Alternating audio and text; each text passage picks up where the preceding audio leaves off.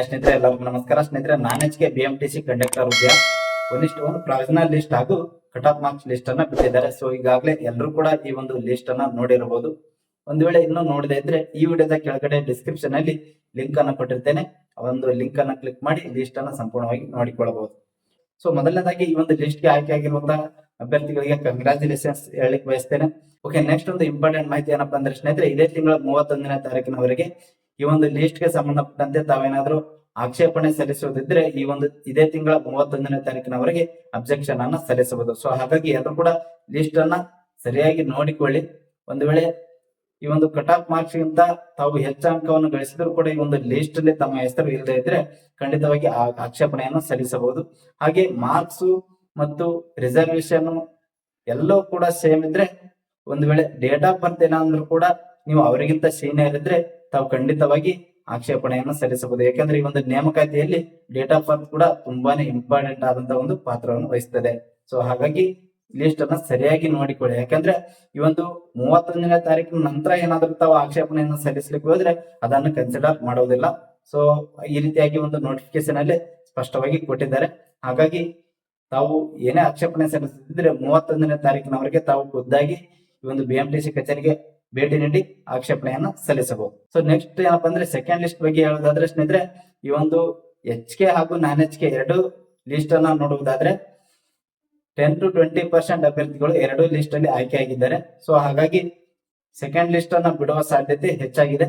ಪಕ್ಕ ಬಿಟ್ಟೇ ಬಿಡ್ತಾರೆ ಅನ್ನೋ ಒಂದು ಮಾಹಿತಿ ಇದೆ. ಹಾಗಾಗಿ ನೆಕ್ಸ್ಟ್ ಕಟ್ ಆಫ್ ಮಾರ್ಕ್ಸ್ ಗಿಂತ 1 or 2 ಮಾರ್ಕ್ಸ್ ಏನು ಕಡಿಮೆ ಇದೆಲ್ಲ ಅವರೆಲ್ಲರೂ ಕೂಡ ಸೆಕೆಂಡ್ ಲಿಸ್ಟ್ ಅಲ್ಲಿ ಆಯ್ಕೆ ಆಗಬಹುದು ಎನ್ನುವಂತ ಒಂದು ಹೋಪ್ ಅನ್ನು ಇಟ್ಟುಕೊಳ್ಳಬಹುದು. ನೆಕ್ಸ್ಟ್ ಇನ್ನು ಮೆಡಿಕಲ್ ಬಗ್ಗೆ ಹಲವಾರು ಅಭ್ಯರ್ಥಿಗಳು ಕೇಳ್ತಾ ಇದ್ದಾರೆ. ಸ್ನೇಹಿತರೆ, ಈ ಒಂದು BMTC ಕಂಡಕ್ಟರ್ ಹುದ್ದೆಯ ಮೆಡಿಕಲ್ ಯಾವ ರೀತಿ ನಡೆಸಲಾಗುತ್ತದೆ ಅಂತೇಳಿ ಸಂಪೂರ್ಣ ಒಂದು ಮಾಹಿತಿ ವಿಡಿಯೋವನ್ನ ಈಗಾಗಲೇ ನಾನು ಅಪ್ಲೋಡ್ ಮಾಡಿದ್ದೇನೆ. ಸೊ ನಮ್ಮ ಚಾನಲ್ಗೆ ಭೇಟಿ ನೀಡಿ ತಾವು ಆ ಒಂದು ವಿಡಿಯೋವನ್ನು ನೋಡಿ ಮಾಹಿತಿಯನ್ನು ಪಡೆದುಕೊಳ್ಳಬಹುದು. ಸೊ ನೆಕ್ಸ್ಟ್ ಏನಪ್ಪಾ ಅಂದ್ರೆ, ಈ ಒಂದು ನಮ್ಮ ಒಂದು ಇನ್ಸ್ಟಾಗ್ರಾಮ್ ಅಕೌಂಟ್ಗೆ ಹಲವಾರು ಸ್ನೇಹಿತರು ಮೆಸೇಜ್ ಕೂಡ ಮಾಡಿದ್ದಾರೆ. ಏನಪ್ಪಾ ಅಂದ್ರೆ, ಸರ್ ತಮ್ಮ ಒಂದು ಯೂಟ್ಯೂಬ್ ಚಾನಲ್ ನಿಂದ ತಮಗೆ ತುಂಬಾನೇ ಉಪಯುಕ್ತವಾಗಿದೆ ಅಂತೇಳಿ.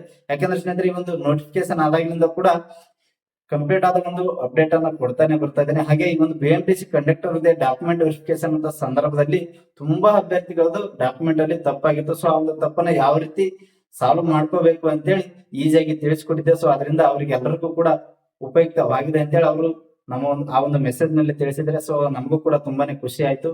ಹಾಗೆ ಸ್ನೇಹಿತರೆ, ನೆಕ್ಸ್ಟ್ ಪ್ರೊಸೀಜರ್ ಏನಪ್ಪಾ ಅಂದ್ರೆ, ಈ ಒಂದು 31ನೇ ತಾರೀಕಿನವರೆಗೆ ಈ ಒಂದು ಆಕ್ಷೇಪಣೆ ಸಲ್ಲಿಸಲಿಕ್ಕೆ ಡೇಟ್ ಅನ್ನ ಕೊಟ್ಟಿದ್ದಾರೆ. ಸೊ 31ನೇ ತಾರೀಕಿನ ನಂತರ ಏನಪ್ಪಾ ಅಂದ್ರೆ, ಯಾವ ಯಾವ ಆಕ್ಷೇಪಣೆ ಬರ್ತಾವ ಅಂತೇಳಿ ನೋಡ್ಕೊಂಡ್ಬಿಟ್ಟು ಲಿಸ್ಟ್ ಅನ್ನ ತಿದ್ದುಪಡಿ ಮಾಡೋದಿದ್ರೆ ತಿದ್ದುಪಡಿ ಮಾಡ್ತಾರೆ.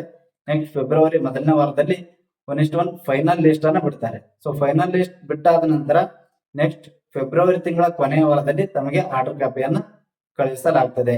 ಸೊ ತಾವು ಜಾಯ್ನ್ ಆಗುವಂತ ಸಂದರ್ಭದಲ್ಲಿ ತಾವು ತಮ್ಮ ಜಿಲ್ಲಾ ವೈದ್ಯಾಧಿಕಾರಿಗಳಿಂದ ಮೆಡಿಕಲ್ ಫಿಟ್ನೆಸ್ ಸರ್ಟಿಫಿಕೇಟ್ ಅನ್ನ ಮಾಡಿಸ್ಕೊಂಡ್ಬಿಟ್ಟು ತೆಗೆದುಕೊಂಡು ಹೋಗಬೇಕು.